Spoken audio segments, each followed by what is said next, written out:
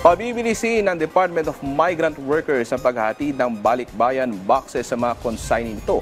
May paalala rin ang kagawaran sa mga overseas Filipino workers sa pagpapadala ng mga balikbayan box. May report si Bien Manalo.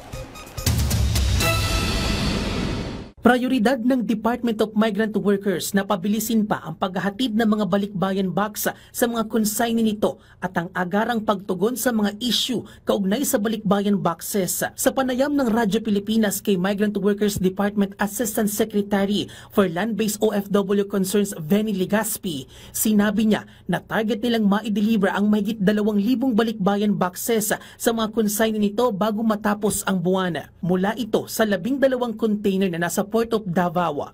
May listahan na rin aniya sila ng bawat consignee at rehiyon kung saan ihahatid ang balikbayan boxes.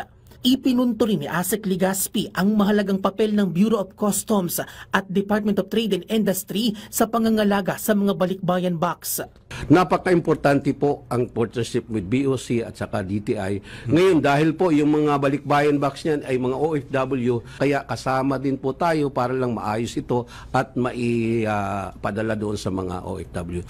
Nagpaalala pa ang DMW sa mga OFW na mahalagang maging mapanuri at alamin ang mga verified at accredited cargo forwardees sa ibang bansa para hindi mabiktima ng mga mapagsamantala. Tingnan po, mayroon po tayo sa page ng DMW kung sino po yung mga accredited na mga consolidator or mga ahensya na pwedeng tumanggap ng inyong pong mga balikbayan box para hindi po kayo na-scam.